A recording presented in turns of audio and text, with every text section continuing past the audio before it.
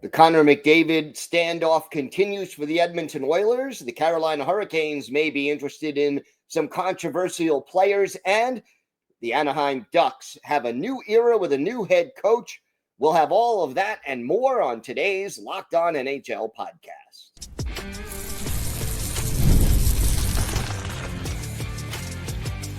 You're Locked On NHL, your daily podcast on the National Hockey League. Part of the Locked On Podcast Network, your team every day.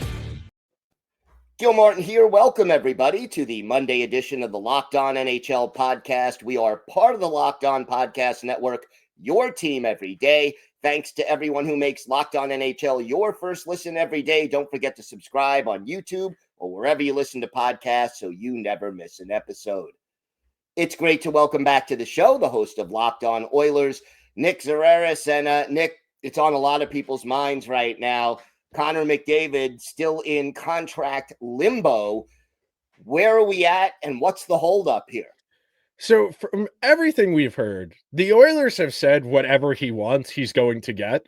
I just don't know if he knows what he wants. We were talking about it before we started recording. The logic would tell you, you do a 2, a 3, the longest, a 4-year deal, like what Austin Matthews did with Toronto a couple of years ago.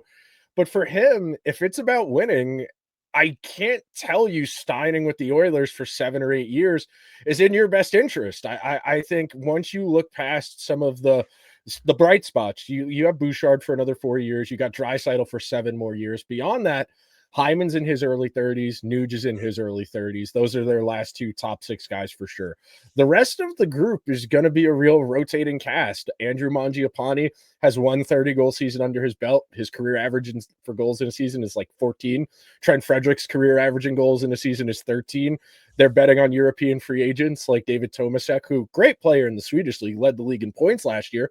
You have no idea if he's going to be a top sixer or if he's going to be in Bakersfield in the AHL because he needs to get used to North American hockey. Matthias Ekholm is a free agent at the end of this year. Jake Wallman is a free agent at the end of this year. Both the goalies are free agents at the end of this year. So if you're Connor McDavid and you're looking at this and winning is your number one priority, you can't look at this team and say this is a Stanley Cup caliber team. Look, Savoie, Ike Howard, a lot of upside there, and that's tantalizing. The magic box, the prospect that can be anything, it's enticing for us as fans, as people on the outside looking in.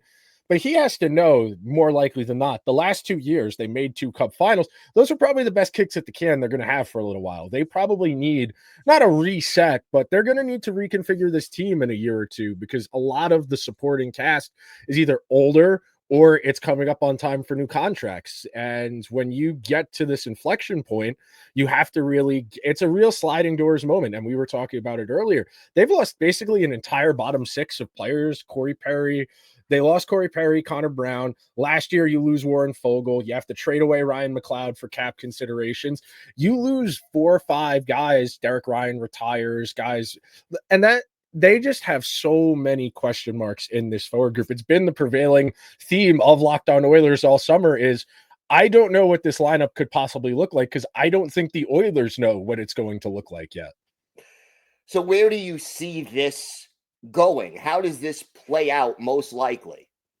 My assumption is we'll do what most star players do, where if we get to that second week of October, the 7th, 8th, whenever the season starts, and there's no contract, I think we're going to table this for a while. I don't think this is going to be something that they're going to do in the course of the season. I still think there's enough time that they can get this done before the start of the regular season. Still got a good 2.5, 3 weeks. It's not the end of the world, but I said in mid to late July that if Stan Bowman can't get this done, that if the Oilers can't get a McDavid extension done and they either need to trade him in season to get something, or if he walks on July 1st of next year, that is the biggest organizational failure imaginable. And you can look at the Mitch Marner situation in Toronto, the John Tavares situation with the Islanders, where those were teams that were actively trying to make the playoffs.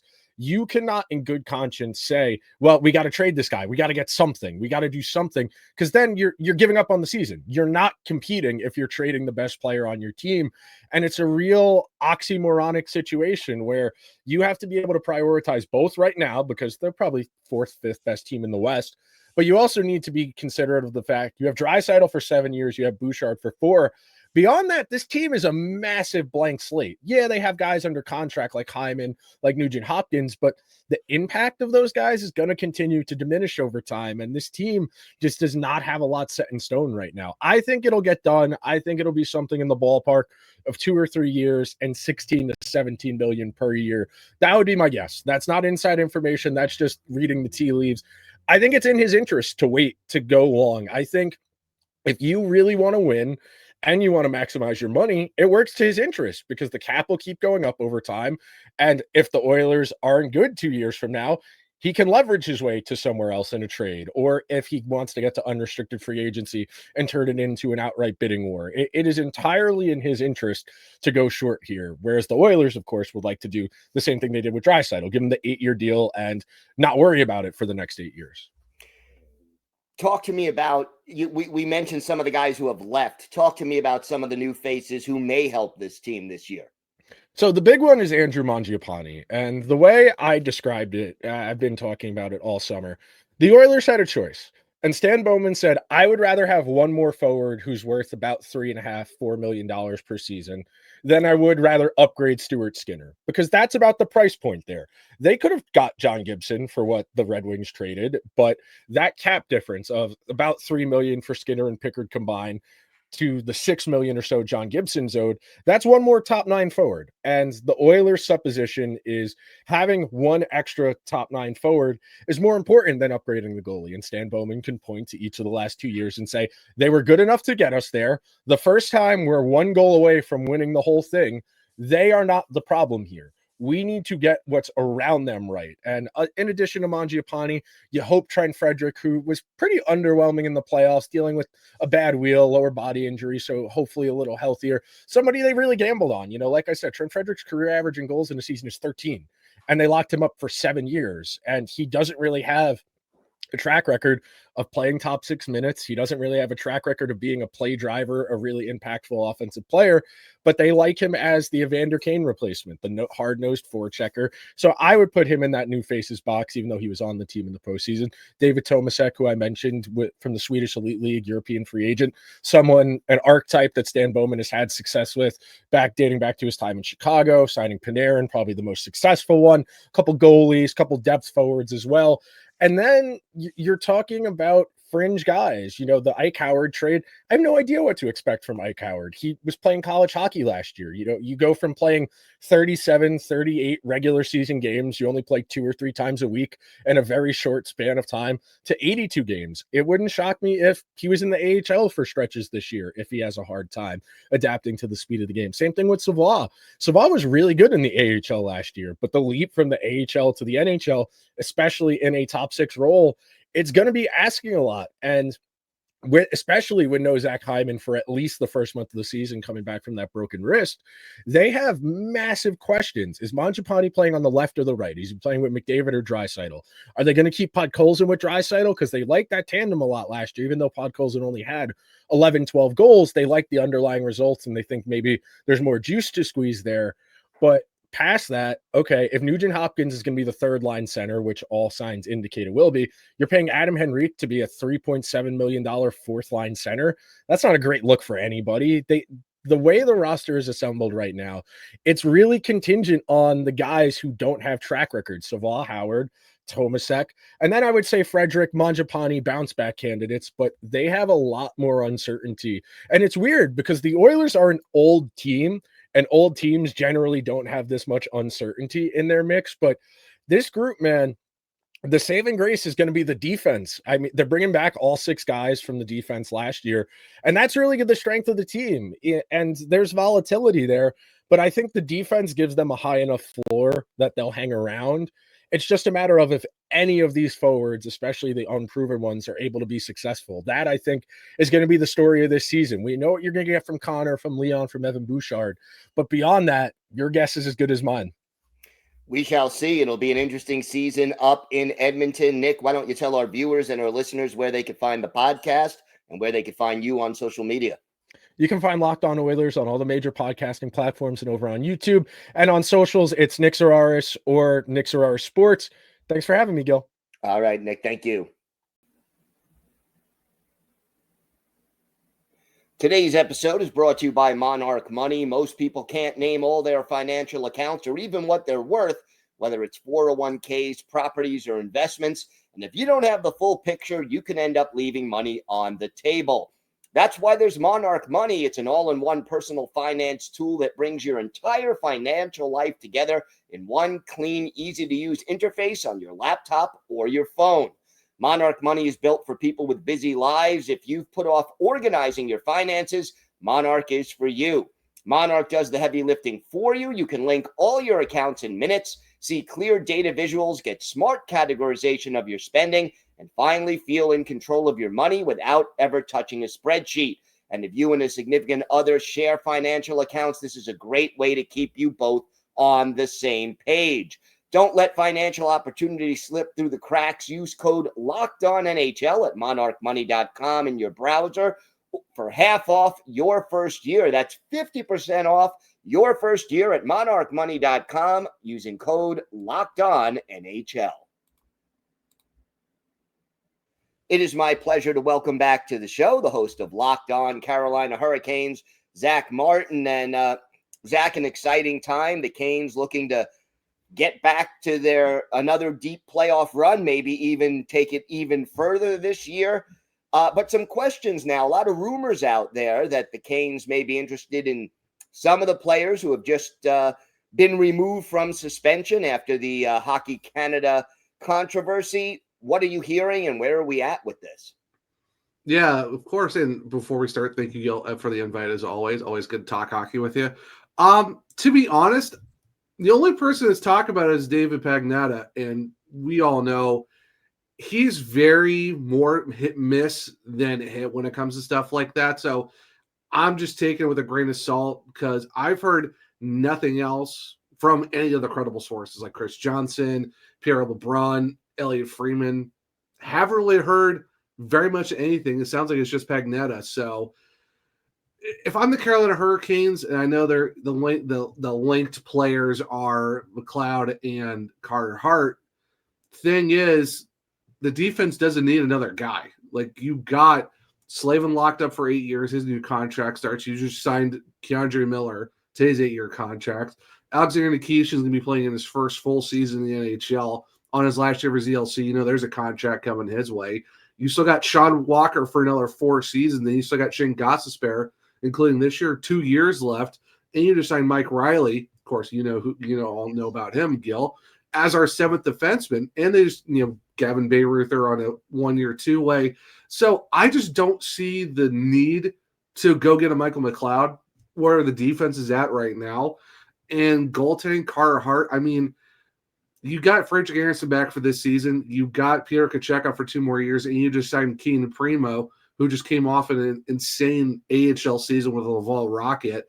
And the thing is, there's so many better UFA, RFAs to go for next season in free agency that doesn't come with controversy around his name. And for me, like I said, I've heard it from no other credible sources. It's just one guy talking about it. So I'm not really too concerned about it. And honestly, it just doesn't make any sense for the Hurricanes. And when you're talking about a team that preaches about character and, culture and stuff like that, adding 2 guys like that, regardless of how good they are on the ice, that's one way to alienate a fan base. And it kind of torpedoes a lot of what you built in the Rod Brind'Amour era. So for me, it doesn't make sense. And I've heard nothing else from anywhere else outside of Pagnotta. All right, we'll see if anything does develop there. We're early on in training camp right now. What has impressed you most, or who has impressed you most so far? I think Logan Stankoven's done pretty well so far in the first few days of camp because we are looking at him going now on day 4 of being the second-line center for the Carolina Hurricanes because that's kind of one of the bigger questions. Will they run it back to just Barry Kotkaniemi, or will someone else kind of take some reps? And after day 1, they were like, oh, we're going to see what it looks like with him there because he's done it before with the Dallas Stars, did it for the Texas Stars as well, even did it all the way back at this WHL time with Kamloops. So, and we just thought maybe one day, could be a couple days, but now it's been 4 days of him being at the 2C spot. And they've been talking about how they need a right shot center. Well, he's a right shot, and he's played center, and he's been taking some early reps. So far, he's doing pretty good there. other than that, it's good to see, Alexander Nikishin getting some, actual training camp time now to kind of get used to the roster, and he's with Shane Gostisbehere, which is a good guy to learn from as well. So far, I'd say those two guys are doing pretty well.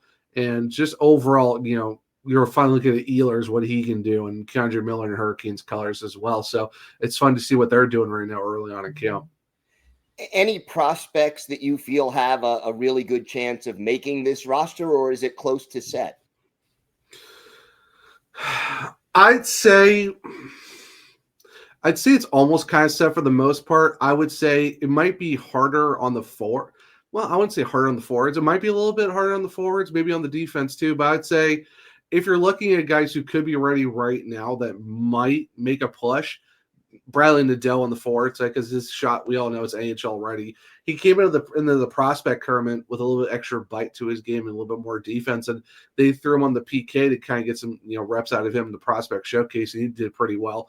And Charles Alexis Legault, a right shot, right side defenseman, looked really well. His size is just absolutely amazing. Look, you're talking about a guy who's like 6'4", 6'5", 215, physical. Got a little bit more offensive side of his game that people don't realize, but just his big body is NHL ready right now too. So if there's a defenseman to make some noise, I'd say look at Charles Alexis Legault on the forward side, Bradley Nadeau. Are they going to make it out of camp? You never say never, because we've seen it with Jackson Blake last year and Seth Jarvis a couple seasons ago. So it'll be interesting, but I say if there's one guy from each group, I think it's those two. What is the team's biggest concern now as we head into the preseason? I know we've been kind of talking about a lot. It's health. Can Freddie Anderson stay healthy? I know 2 seasons ago he's out for a blood clot. Nothing to do about that. Last year he had some knee trouble, got surgery, and now his knees are better for the first time in a while. So you're hoping that he plays a full season, because he's missed over 70 games the last 2 years. And Nikolaj Ehlers only played 69 games last year for the Jets, so you're kind of hoping that he's healthy for the whole season for the Hurricanes as well. So right now it's just hopefully health kind of plays out, because as of right now too, there's been news going around that maybe Jacob Slavin and Jalen Sheffield might not play in the preseason just for precaution, because there's no point of rushing these guys out in a preseason game or stuff like that if they're not 100%. So I'm not really concerned about those guys being out. It's more just it's precaution. They're going to be ready for the season. Like, why rush them back for the not 100%? So health for the most part is kind of the biggest concern for the Canes, but it's not like DEFCON 5 where it's like, oh, sound the alarm type of stuff. So, here we are. This is a Carolina Hurricanes team that has had some outstanding regular seasons, gotten to the conference final several times, can't seem to get over that hump and get to the Stanley Cup final. What do you think has been the missing ingredient for this team during this run, and have they addressed it? I would definitely say probably special teams was kind of the big concern last year going into the playoffs, and somehow they did score like almost close to 10 power play goals, which is kind of crazy to think about. So hopefully that kind of stays a little bit more consistent throughout the playoffs, and scoring kind of, went cold a couple times too. So you're hopefully, with the addition of Nikolaj Ehlers, being in your first line and first power play, hopefully you get some scoring in that aspect, and just finding a way to not hit a buzzsaw of the Florida Panthers is kind of one of the main things are. But the Hurricanes they've made the Eastern Conference Final 2 of the last 3 years, 3 of the last 8 or 3 of the last 7 in the Brendan Moore era. So they know how to get there. I think it's just a culmination of making sure your power play stays good, make sure your penalty kill stays locked in like it has been the last few seasons. We were talking top 3, top 1 in the league for the last 2 or 3 seasons. So you're just kind of hoping that special teams plays out, and that you get a lot of scoring out of your big guys and your bottom 6, because, you had Seth Jarvis, Aho, and Svechnikov kind of lead the way with 15, 14, 16 points there. So, but, you got to get all your other guys going too. You can't just rely on 3 guys. So hopefully you're seeing that scoring kind of goes up around the whole roster. Does it become psychological at a certain point? Does it start to get into these guys' heads after a while?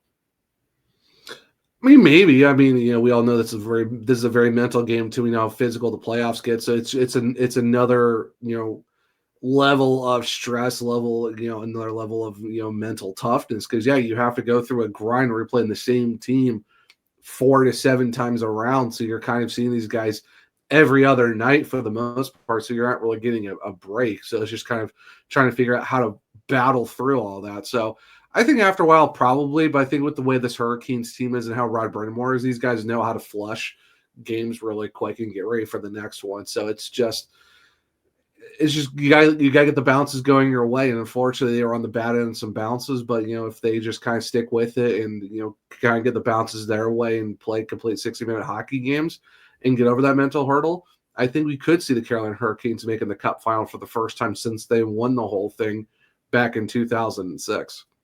All right, Zach, why don't you tell our viewers and our listeners where they could find the podcast and where they could find you on social media? Yeah, of course. We're on Spotify, Google, Apple, iHeartRadio, wherever you listen to your podcast. We're also on YouTube. Everything's Locked On Hurricanes there. Social, it's LO_Hurricanes on Twitter or X, or whatever you want to call it. If you want to find me, I'm at One Tree Zach on X, and you can find me on there. I have link trees in my bios where you can find me and the podcast and all of my articles that I write too. So staying very busy, but that's where you can find me. All right, thanks, Zach. Thanks, Gil. Today's episode is brought to you by FanDuel. The NFL season is here, and FanDuel is making sure you're ready for kickoff with a can't-miss offer. Right now, new customers can bet just $5, and if your first bet wins, you'll get $300 in bonus bets to use across the app. That's $300 in bonus bets if your first $5 bet wins. I love using FanDuel because it fits however you like to bet. If you like player props or maybe building a same-game parlay to win even more, or jumping in live as the action unfolds, it makes every game more exciting, whether you're watching your favorite team or just keeping an eye on your fantasy lineup. So, are you ready to play?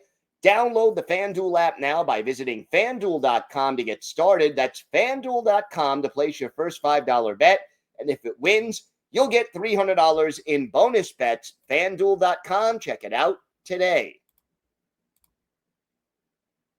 It is my pleasure to welcome back to the show the host of Locked On Anaheim Ducks, Kyle Kjer. And Kyle, we've been talking, and there's a buzz around Anaheim Ducks camp right now. New head coach Joel Quenneville, new era.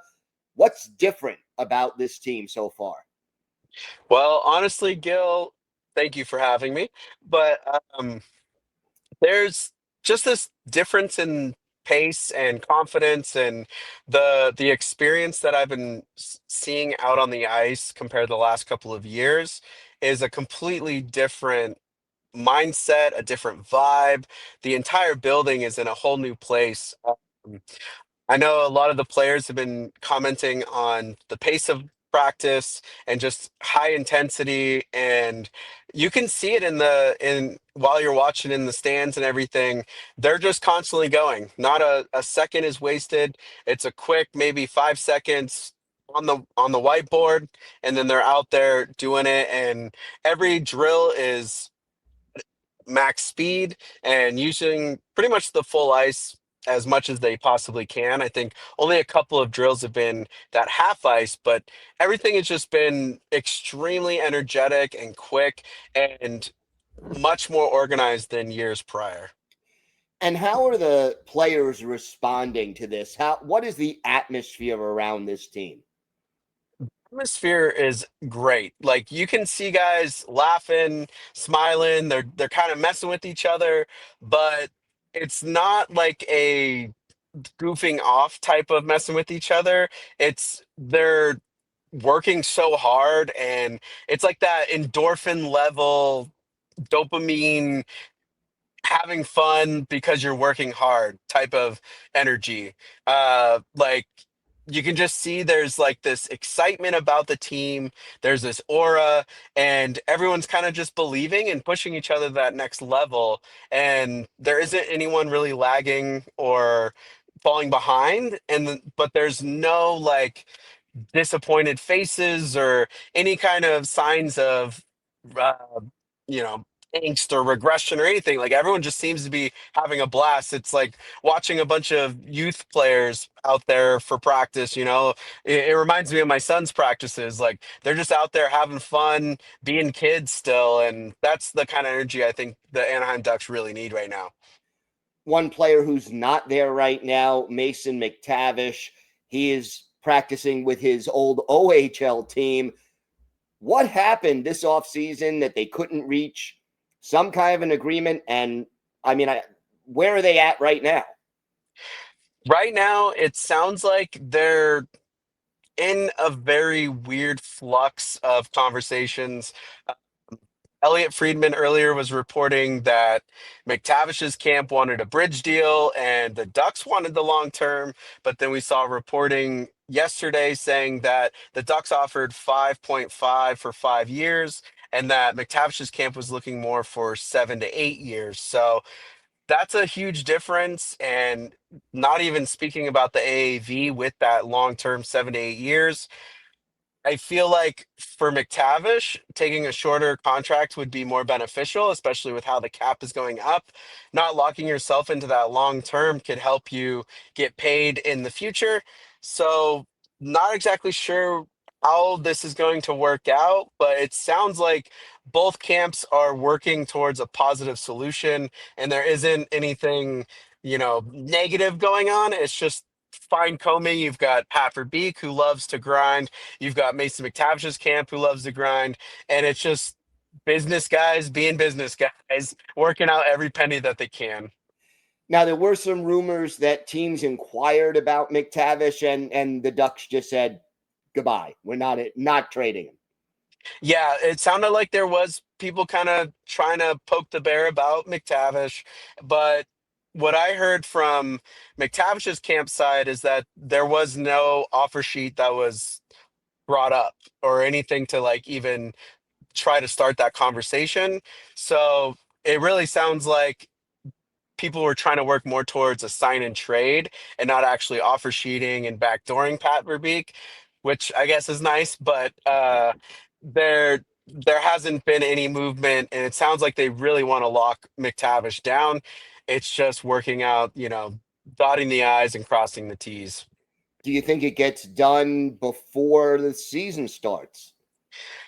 That's the hope. Obviously, they have till the December. And do I want to see McTavish miss that many months of hockey? Absolutely not. But I think we're going to have something worked out before the start of the regular season. There might be a couple of preseason games missed, but the talk is how he's missed and how Verbeek is upset that he's not there, and the players wish he was there. And he was literally out here in Southern California and then flew back just before camp started because nothing got done. So hopefully something comes to fruition here, and I think both sides want to work towards that common goal. The Ducks made a lot of additions over the offseason. Who has you the most excited and why? Well, looking at the last couple of days and seeing Mikael Granlund out there and Chris Kreider, both of them are bringing a new energy to this team. But looking at the hands of Mikael Granlund and just how he's been skating and taking up space, I really like the way that he sees the ice and his kind of creation and visionary prowess that he has. He has been slotted in at center because of Mason McTavish not being signed yet. So seeing him in that center position, he's been handling that very well. And then honestly, a big surprise is Ryan Pelling. I think he's brought a new energy to that fourth line with Ryan Johnston and I believe they had Nikita Nesterenko with him. They've been mixing up the lines, but he just seems to bring this energy to the fourth line to where these guys are extremely engaged. Or no, it was Jansen Harkins. He's Okay. him with Ryan Pelling and Ross Johnston have been just pests, and they've been giving the rookies the run through, but they've been playing extremely well against some of the other top guys. So honestly, all the new additions have been fitting in really well, and they've been bringing a new level of energy to this team. And I think the guys that have been here are going to be new additions themselves because they're just a new least on life out here in Anaheim. And you could just see that these guys are more confident that they can kind of just play the way that they want to play and bring to the team what they bring to hockey. Like, you got Olin Zellweger, who's been up and down with the last couple of years with being in the lineup, out of the lineup. He looks totally confident and a whole new player this year. He looks way better on defense, way better on offense. You can see with Troy Terry, he's looking great. Kreider's looking wonderful. All of these guys are bringing a new level to this team, and I think we're going to be seeing some surprising hockey coming out of Anaheim. So what's the key? What does this team need to do most to get back to the playoffs this year? Honestly, just apply the fundamentals. I think brilliance in the basics is going to be the theme of this year, and bring your highest energy every single day. Use your feet as quick as possible, bring that speed, use your strength, be physical, don't give up 50-50 pucks, and utilize your teammates. And with that, all of it's going to combine into offense and quick turnaround from the defense. I don't think you're going to see the Ducks hemmed in as much this year as they were previously. You're going to see a lot more offense out of this team, and it's going to be kind of shock and awe type hockey, just quick, fast, physical, and make things happen. All right. Well, it sounds like an exciting season ahead. Kyle, why don't you tell our viewers and our listeners where they could find the podcast and where they could find you on social media?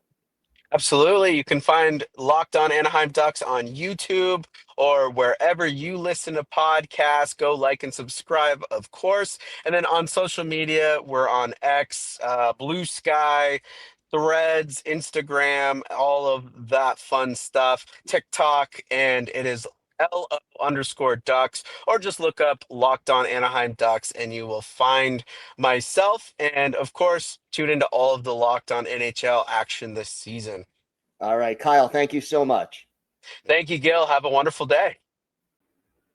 I want to thank my guest, Nick Zararis of Locked On Oilers. I want to thank Zach Martin of Locked On Carolina Hurricanes and Kyler Carr of Locked On Anaheim Ducks for joining me today.